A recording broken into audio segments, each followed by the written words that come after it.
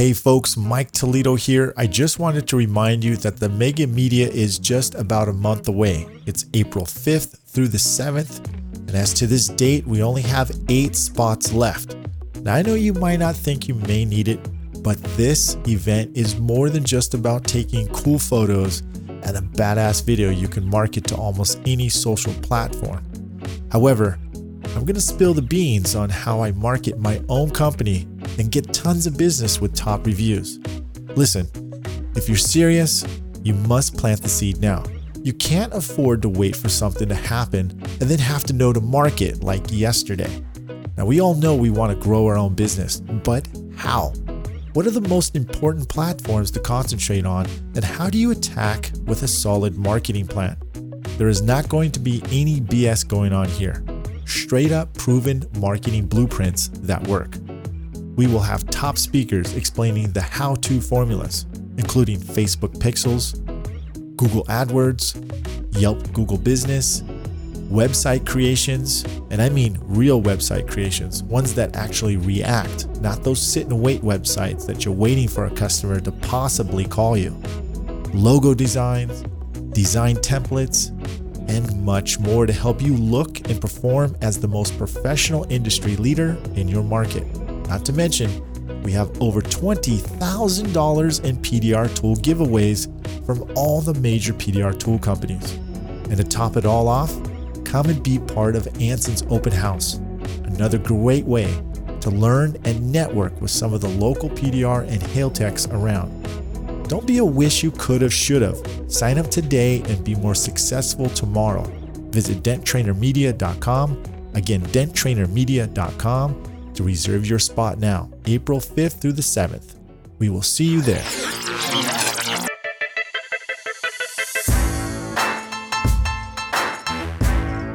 You're listening to PDR Tool Talk, all about PDR stories, tools, and techniques.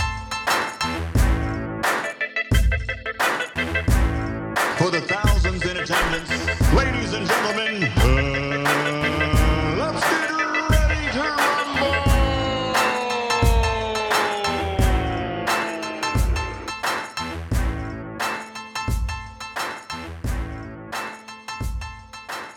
Hey, what's up, everybody? My name is Myke Toledo, along with Daniel Grom, Vince D'Alessandro. John Hiley, unfortunately, cannot make it with us today. He's handling some business.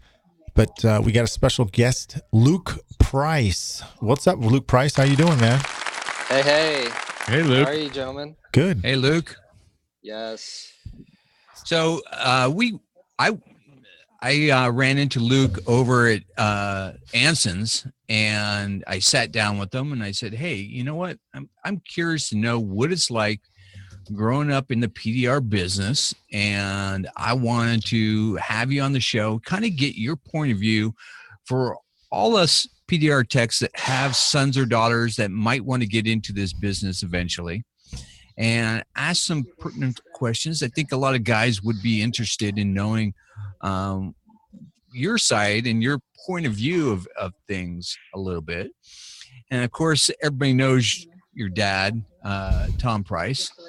And so he's a little bit of a celebrity in our industry, or a lot, and how that might have influenced things a little bit. So we want to thank you for coming on. What state are you in right now? I am here in Kansas, in the plains, Kansas City side. You work in a hailstorm. I am working at home here, which is always nice. That's good. And you got a lot of hail you're working on? I am. I'm buried in Fords right now. Nice. Oh, nice. If you love aluminum, this is the spot for you. No. Are you getting good at it? I don't know. Probably not. Do you have the aluminum hot box? I don't have an aluminum hot box. Do you want one? Is that third caller in gets that for free, or? We're putting your name in the raffle. Okay, I'm in it. Now, I'm just wondering if you saw the demo at Anson's and if you thought it would be, because it seemed a lot more impressive than the metal one. I was just wondering if you thought it was. I did see the demonstration. It looked, I was impressed as well. It seems viable. I got to make some money so I can buy one. Yeah. So So Luke, let's go back in time. Let's go back in time to when Way you were back. way back. What's that? Like 5 years ago for you? You were like 12 years old then, right? Yes. So take us back to growing up in a PDR household and having a dad that did PDR and Yeah. what was your Yeah, first well, first I take on was, PDR? I was always a big fan of my dad growing up, more of a dad's boy than a mom's boy. Um, like to follow him around. I was very interested in what he was doing.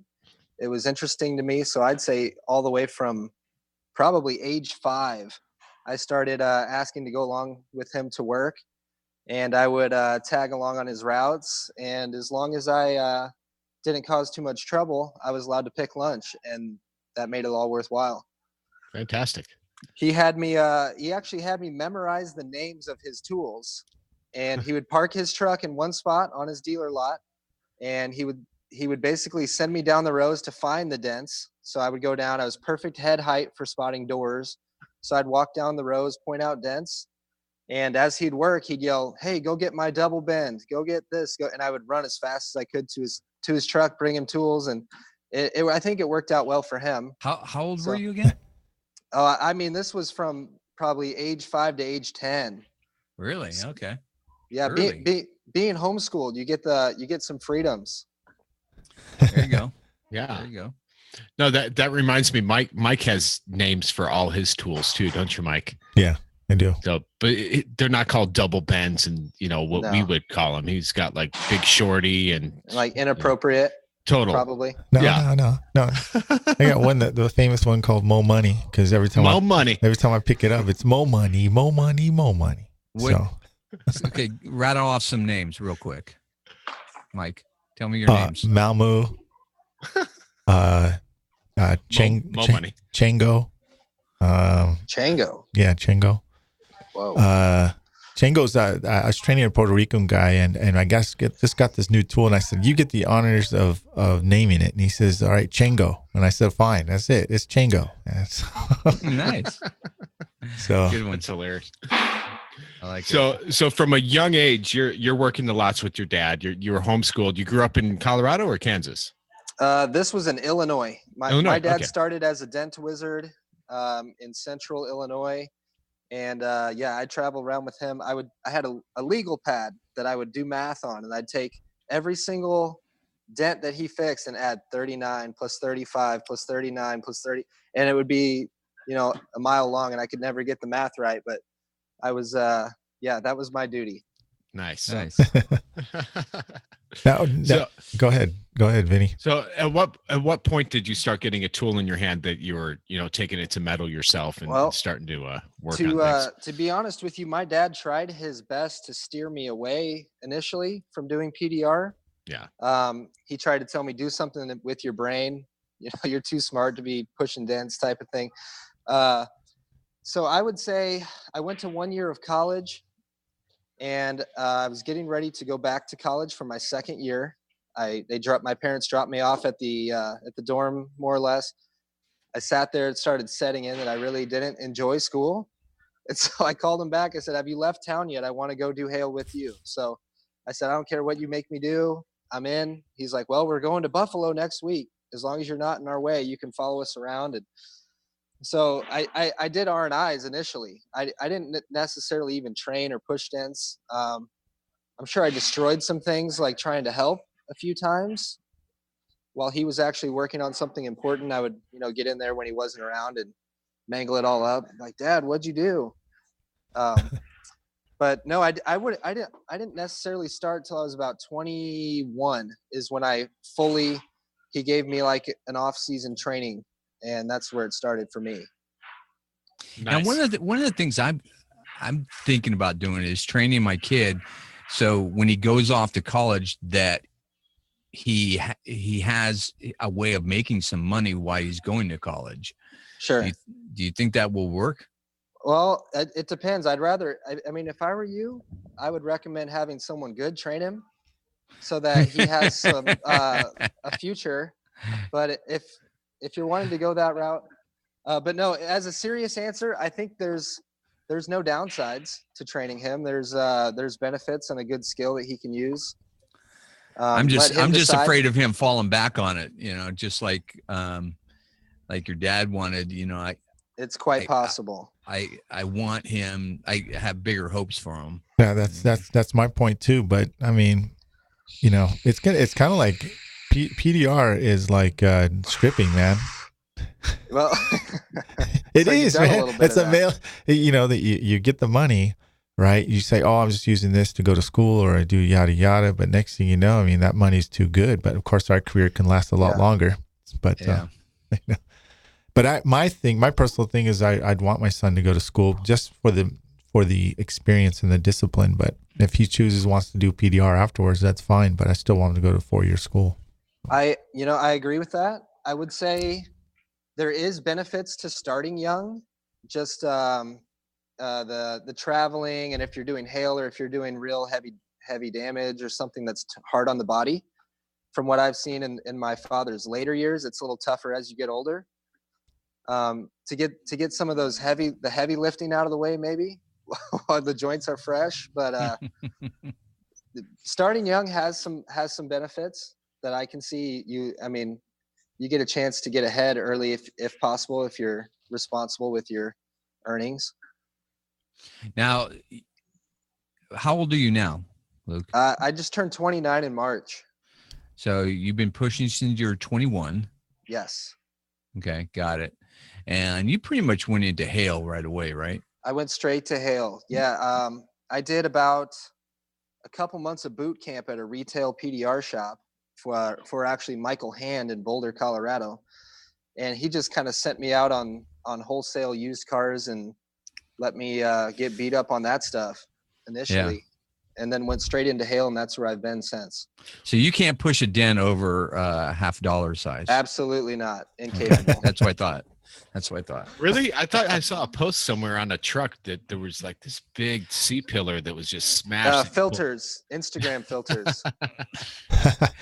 Dude, that's funny because if people don't know him, this guy's a jokester, so don't take anything he says for, he's always lying. That's all I can say. That's a bold statement.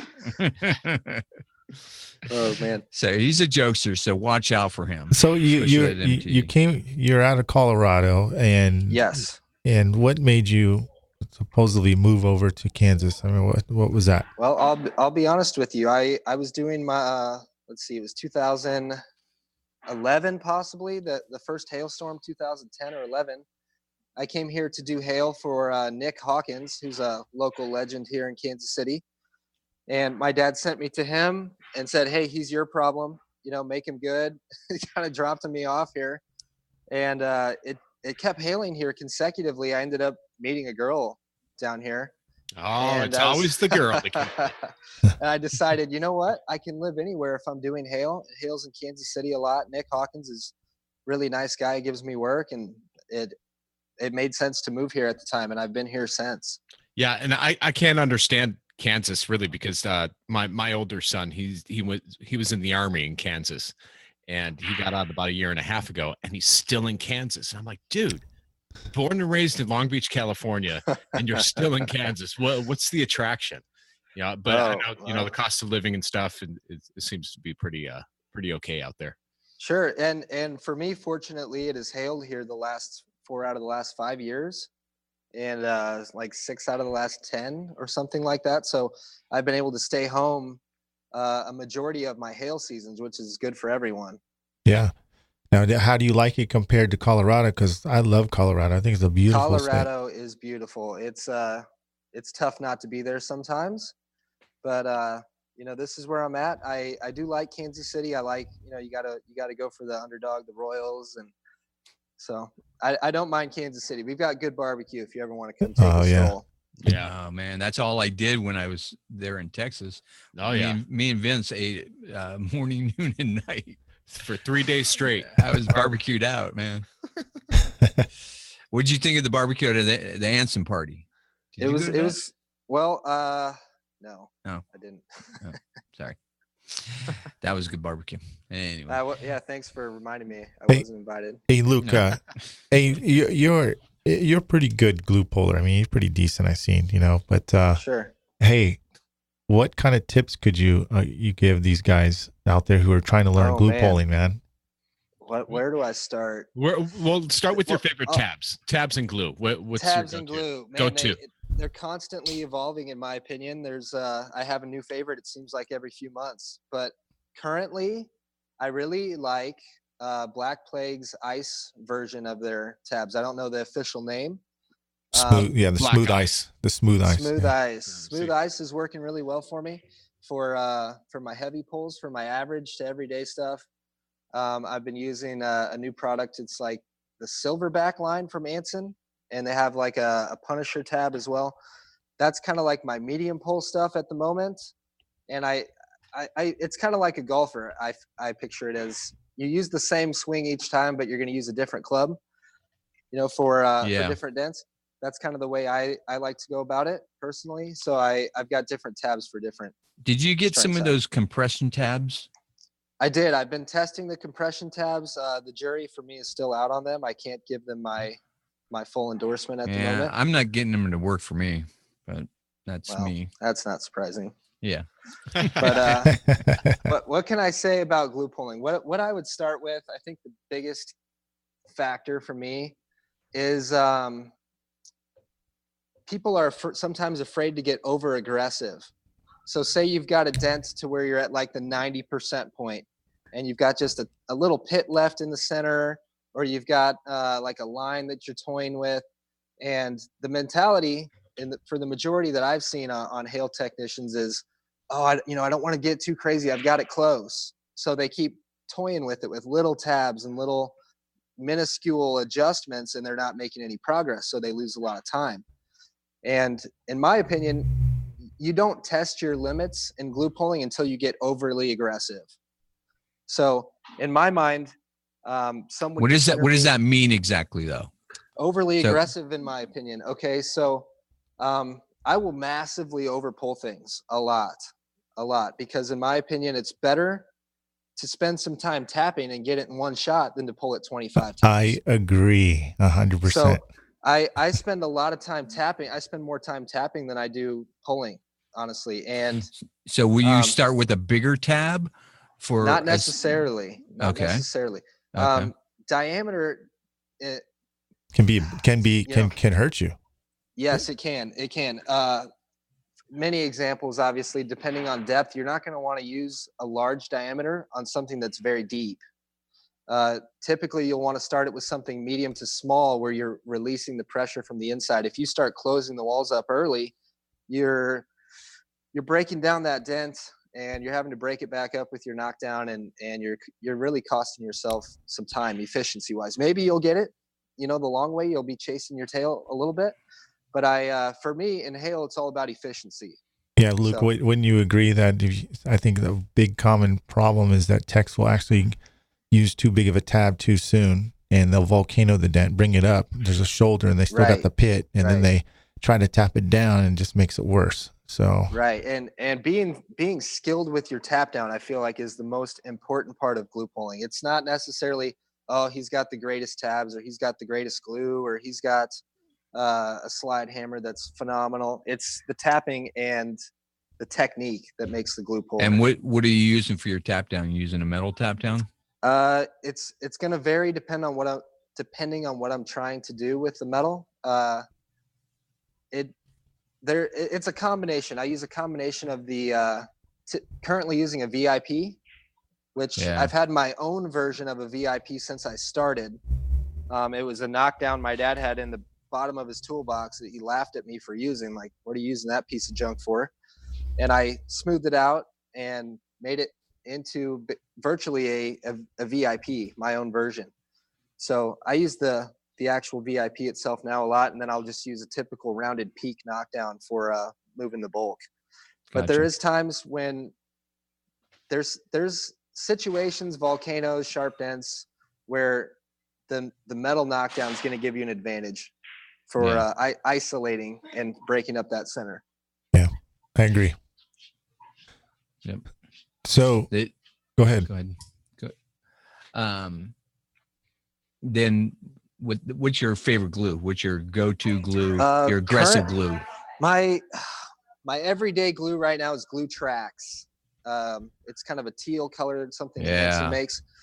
I prefer that because it seems to be a multi-temperature. It's, the way I glue pull is timing is important to me. For my environments, I have like a temperature gauge, a thermal surface temperature gauge, whatever you call that. Yeah. That's a laser. And so I do a quick scan, and every once in a while I'll say, okay, it's 88 degrees. That's the panel temperature. I know my set time is now between 22 and 24 seconds for 88 degrees. And if I'm familiar with that specific glue, how it works in different temperatures, then I can really hone in nicely without making mistakes and wasting pulls. So I like to find my sweet spot. So I know that, if the panel temperature is 72 degrees, Glue Tracks is going to pull in 8 seconds. And that's typically you really got it down. Yeah, yes. that's good, man. Well, when you have 1,000 dents on a roof, you have to be efficient. Exactly. Absolutely. And yeah, we're all huge fans of the Glue Tracks glue from Anson right now. I've been using it almost exclusively. AnsonPDR.com. That's where you can get that Glue Tracks. AnsonPDR.com. Yes. Now, are you into the trend with your cordless glue guns, or are you still wired? Do you realize how many electric vehicles are on the road now? Do you realize those vehicles can be quite dangerous if you're not properly aware of the circumstances when it comes to performing PDR? If you haven't heard, Kevin Andrews from TDN will be hosting a Level 2 EV and hybrid qualification that accredits you to lawfully power down vehicles to be safe to work on. Come sign up. It's a recurring event starting April 5th through the 13th at Anson PDR. Purchase your tickets today at AnsonPDR.com. I've been cordless for a little over a year. Initially, I was just traditional wired 12 volts plug-in, kind of, burning yourself and leaking on things. And but I'm not super up to date on the technology side of it. There's people using, I'm sure, better cordless glue guns than I am. I'm using Black & Decker at the moment. Yeah, so there's better. I believe you. The benefit I broke for my me, Black & Decker like the first couple weeks. On purpose, right? on purpose. No. No, I gave it to my I'll tell you what. Like we were talking about earlier, the efficiency side, it may not be the best or the most durable or the most, you can't fine tune your temperature. It comes out a little on the warm side or on the cool side for some. But to me, heating up in 60 seconds to a minute, again, goes back to the efficiency side for me. If there's that's the one good thing about that gun. that's the primary issue for me, because there's times where I'll have it switched off and I don't want to wait 15 minutes and try to find something else to do while my glue gun's warming up. So Sure. Now, the only thing good about like the Stuckey one, man, you turn that thing on and you can leave it on all day. It goes all day. Dude, Luke, that would be great. You're worse than Vince. What Am I? Yeah, vape? you and Vince and vape like crazy. Everyone hears. If you guys hear that, It's not me. I hit the mute button when I do it. that's Luke, guys. Okay, that's Hey, Luke. me. Oh. It was Vinny, but now it's Luke. Yeah, I figured out how to curb that. Ooh, There's a little mute button on the left hand side. Oh, thanks, buddy. Did you? Thanks, Vince. That's awesome. Well, there is quite a few glue guns out there right now, but the main one's definitely Okay, stuck. so give us some tips on working that And new- unlimited. that new aluminum. How you pulling on Okay. that aluminum? hold on. Let me Oh, ask. what? We're still on the glue though. That we'll check. Yeah. Okay. Go ahead. Okay. What do you use more often, the slide hammer or the mini lifter? What's your preference? Yeah. I am. I'm primarily mini lifter. There are times where the slide hammer is more effective, Uh-oh. depending on a lot of times the slide hammer helps me in high heat. Can you guys still hear me? Yeah, I can hear you. Yeah, Okay. you're good. Yeah, in high heat, I found that the slide hammer is more effective than the mini lifter, as well as certain tensions of the panel. If there's areas where I'm feeling something different, fleshiness or something where I'm not wanting to obviously make footprints but there's advantages to both. I'm primarily mini lifter due to the fact I'm doing mostly hail. Yeah. There is benefits to both. There absolutely is. And I can't always describe why I use one or the other. People have asked, hey, why did you use your mini lifter there instead of the slide hammer? Why did you use the slide hammer in this scenario? But it's kind of a feeling. It's a feeling. Yeah, I just know which one to use at which time. Yep. Okay, Vince, you're up now, or Daniel. Good answers there, Lukey. Thanks, well, I just wanted to know if he's doing anything different on that Ford aluminum. Oh, the Ford aluminum. Well, I can say for starters, I've had a lot of repetition, which has been but you got to be learning something, right? Yes. So I've done 4 Ford dealerships in the last 2.5 years, and which entails a lot of aluminum F-150s, a lot of aluminum hoods, a lot of aluminum panels in general. And I have learned some things with aluminum. Man, where do I start?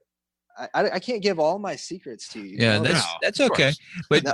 are you noticing a difference between the F-150 aluminum and maybe their other aluminum car? There is differences. I think it pushes fine, but it pulls tough.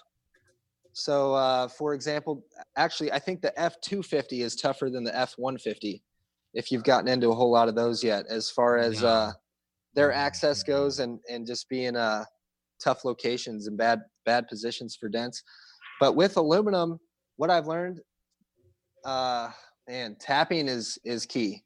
So there's a fine line when you're tapping a aluminum panel. So blending is included in that. It seems like to me, when you've got a big high spot, you're tapping, you're trying to bring it down gradually. The sensitivity of the metal is much higher than with steel. So steel is going to move a little more uniform for you and just kind of fall into place where you want it. The aluminum tends to just drop where you're tapping. Yeah, so, you're more like molding it. Yes. And the learning curve there is definitely something new, where I'm still even improving with my blending on aluminum, with my tapping on aluminum. That's, I think, is the biggest key to fixing aluminum, is your tapping again. Do you find it that you have to use sharper tap downs when you're tapping with aluminum, or you have to strike harder?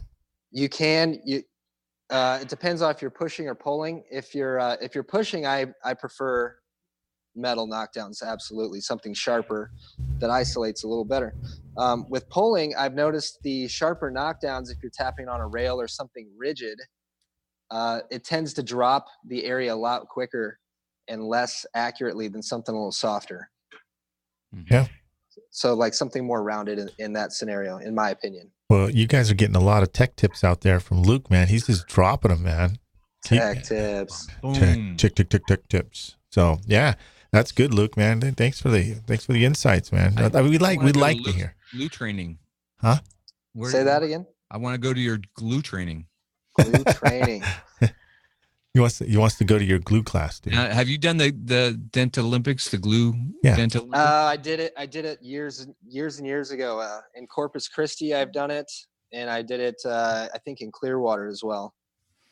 Didn't you place? You placed, didn't you? I did, but I sabotaged myself. So not intentionally, obviously, but yeah, it didn't go well. Yeah. Well, that's all right. That was that there was only 4 technicians, so everyone placed. Yeah, you can't really do that bad. Everyone wins something. Yeah, it makes you feel a little better. You got a participation, right?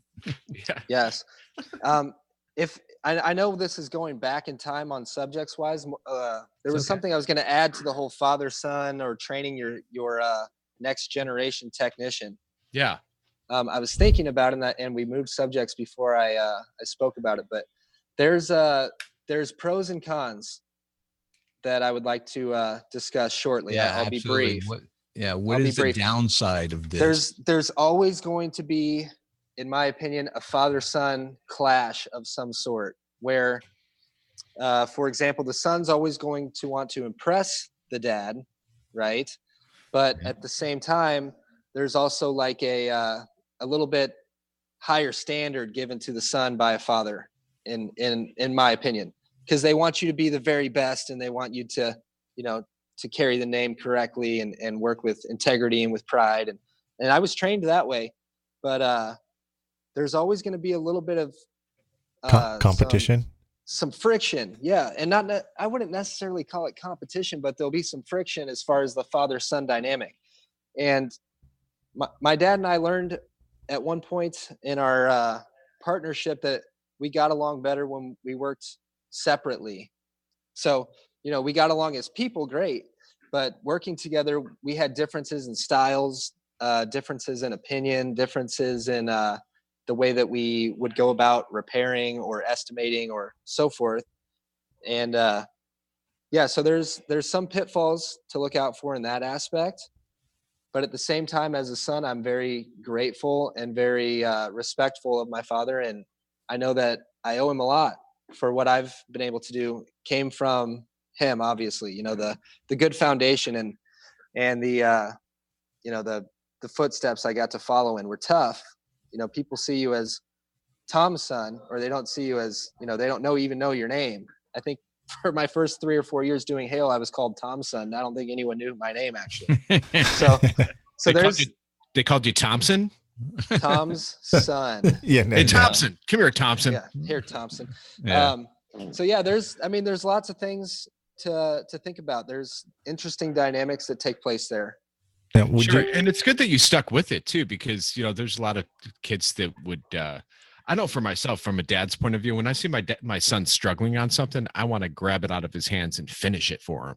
So I think that would be one of the hardest things as a dad, teaching my son how to do it. I don't even think I would teach my son. I would send him down to Myke or to John or somewhere else. Yeah, I would do the same thing. I wouldn't want to train him. I mean, I'd start him off training him, but then I'd want to send him off somewhere to train with somebody else. Yeah. Not a bad idea. Luke, do you have, between you and your dad, one, I already kind of assumed the answer to this, but who's more open-minded, you or him? I think I'm more accepting of new products and new ideas, possibly, but at the same time, he's got some good points that he makes as well as to why, maybe some people waste time with some silly products or getting carried away thinking the tool may be the cure to what ails them, when it may just be the technique or the skill. Yeah. So he's kind of stuck in that side of, it's the skill that matters, not the tool, which does make sense in its own mind, but there are tools that will make you better. So. Yeah. Yep. I think that's 100% right. And I think it's kind of a double-edged sword. So, I agree. Yeah. Yes. And to this day, with his old school stuff and his fluorescent style light with the fog, is as good as anybody out there at age, 53, 55, somewhere in there. Oh, I thought he was 70. And sometimes that's how I'm messing, man.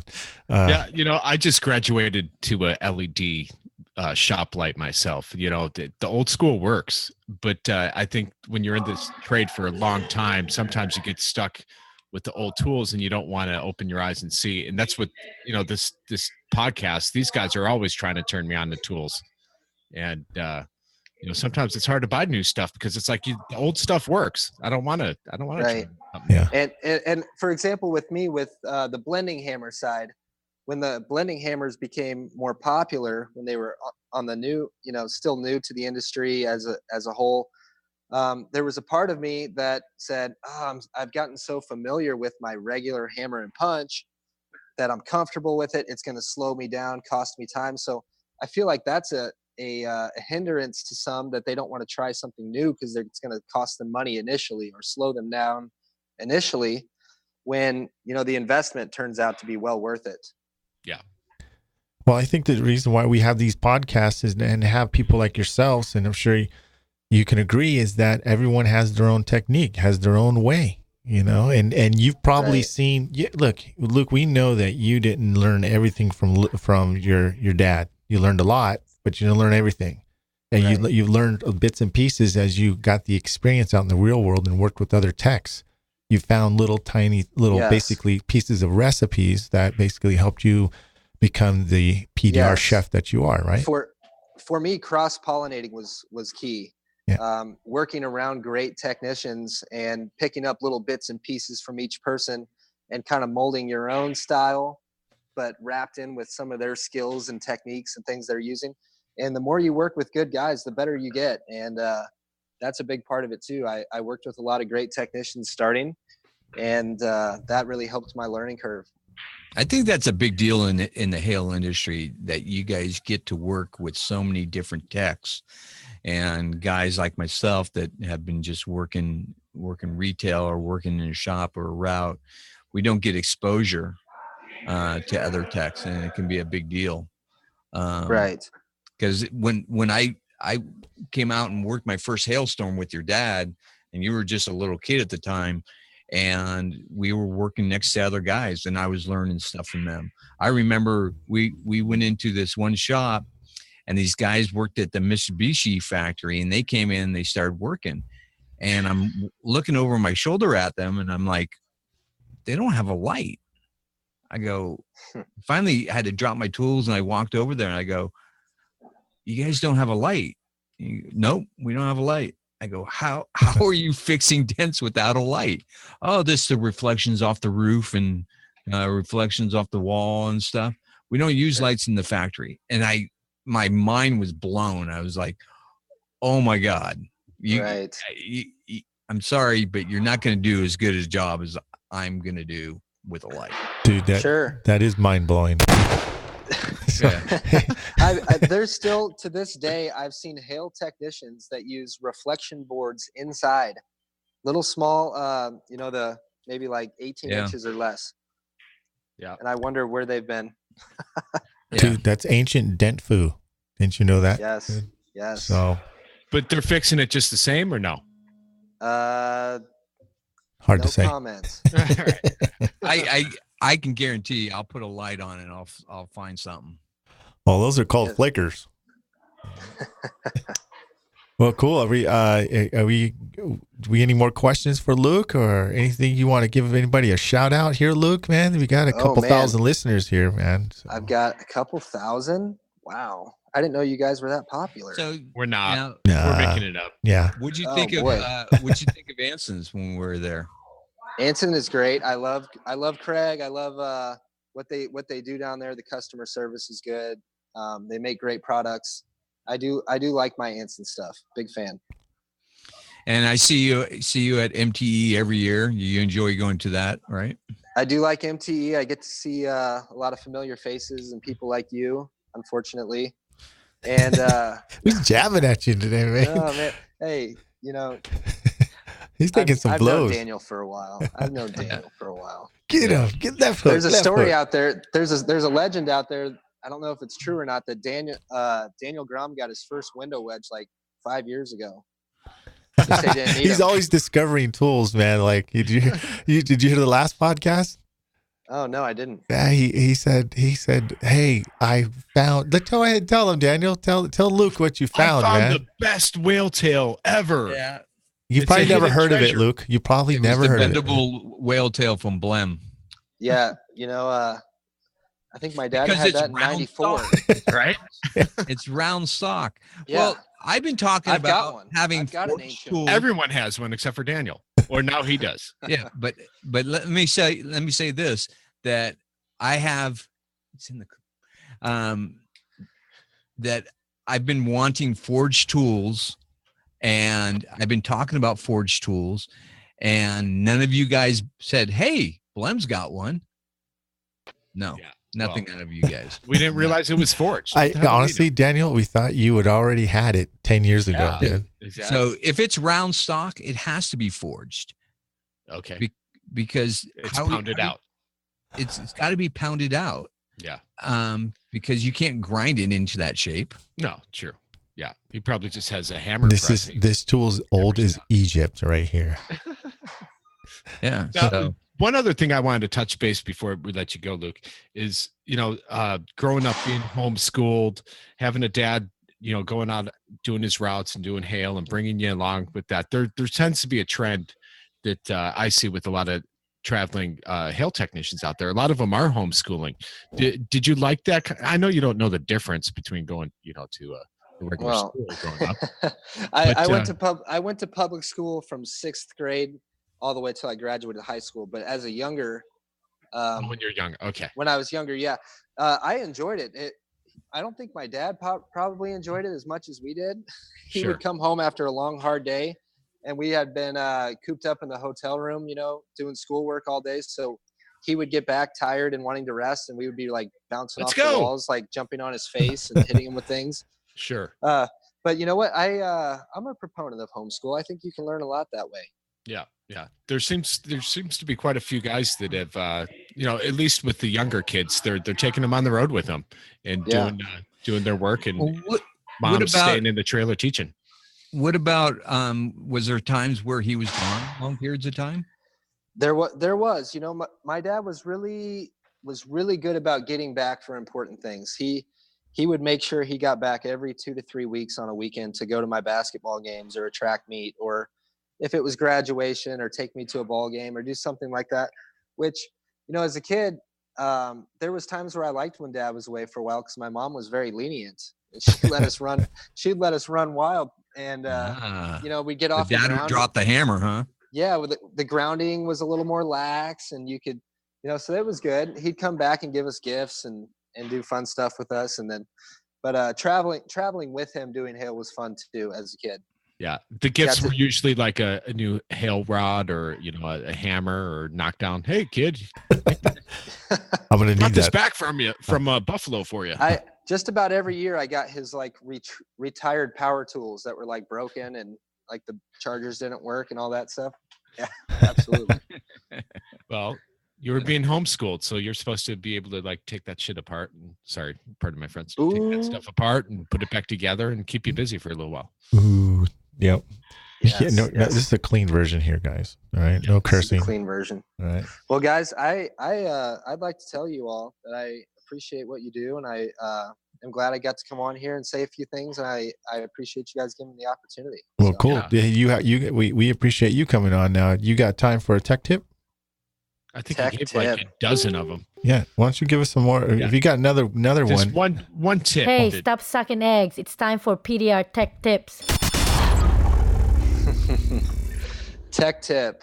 Where do I start? How about I just give a couple little helpful tricks on the F-150 with the panoramic roof. There you go. Go for it. Yeah. Can I give you a couple bits there? I have learned through repetition and doing at least 100 of them by now that you can get 95% of that roof with a tool, contrary to what some believe. They think, what's the point? Let's just glue pull it. Pulling the front glass. If you pull the front glass. Without dropping the sunroof? Or dropping the sunroof is beneficial. Now, it isn't 100% necessary, but it I mean, why not? Really, yeah. If you're doing hail, it makes sense. But pulling the windshield, there's 3 slots on the front of the header. If you pull the windshield, that you can get tools in and get almost the entirety of it. And a lot of people don't know that. They try to glue pull them and they struggle, and they'll pull a dent 30 times and try to get tools in places that they can't. Aluminum trucks, pull the front windshield. You can get all the roof. Cool. There's also like a vent plug in the front doors midway down that can get you a tool to almost the entire door as well. So you don't want to break the net. You don't want to break the laminated glass. You call a windshield guy to pull a glass for you? I'm typically at body shops, so they've almost always got a vendor that does that. We just upcharge it to the insurance company. So Gotcha. Yeah, cool. That's good. Yeah, if you're doing the F-150s, you're having some troubles. There's a couple little access tips that will help you out. You can get in those doors with the laminated windows that a lot of people don't like to roll them down, so you can actually pull those vent plugs and work through that door and get almost everywhere. Yeah. Hey, if any of you guys have any problems or questions at all, Luke, what's your phone number, dude? Yeah, 911. 91UFU. So yeah. All right, I got one. Yeah. So, by the way, sorry. By the way, Luke, thank you very much. That was awesome. Thank you. So. Yeah.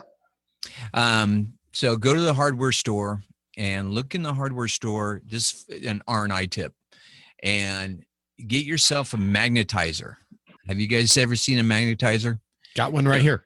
Yeah, so you can stick your screwdriver in it and magnetize it, and then when you're taking that screw out, instead of it falling down into the abyss, it'll stick to the screwdriver. You can do other tools, and then you can demagnetize it as well. You just stick it in the opposite way, slide it a couple times, and it demagnetizes it. But I use that thing all the time. I was using it today, and I was like, oh, this is a good little tech tip. Yeah, good. Good tip. I like it. Vince, Oh, my. I'm dried up today. I'm tapped out too. Yeah, I dried up. Luke, That concludes our show. Hey, yeah. If I can make one more tech tip, stop making your own tools. Buy them. There you go. That's what we It's not preach. worth your time. That's what we preach. Absolutely. What's some of your favorite tools? Favorite tools? I love brand-wise, Carbon Tech. I use everything Carbon Tech I can get my hands on. I love that stuff, especially for hail with fatigue. Using lighter tools that aren't as taxing on your body throughout the day makes a big difference for. Well, did you guys see that little video? I think Gene Fetty posted, and he had a Carbon Tech next to a steel tool, and he was just kind of doing push-ups on it, and you could see the flex in both the tools, and the Carbon Tech flexed a lot less than the metal one.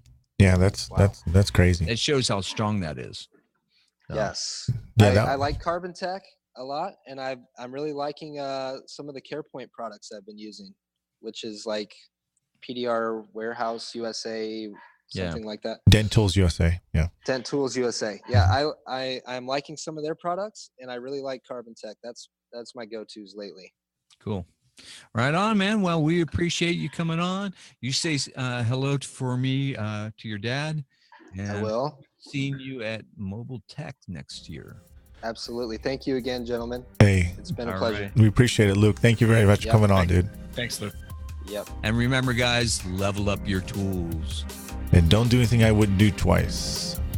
Join the revolution.